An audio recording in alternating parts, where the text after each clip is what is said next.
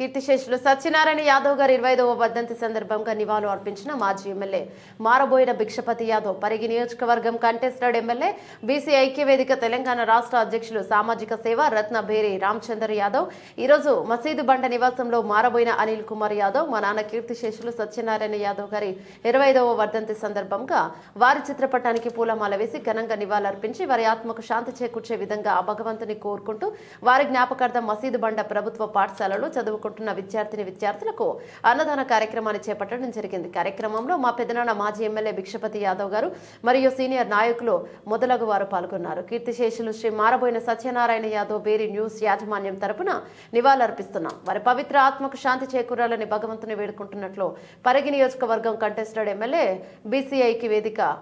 తెలంగాణ రాష్ట్ర అధ్యక్షులు సామాజిక సేవ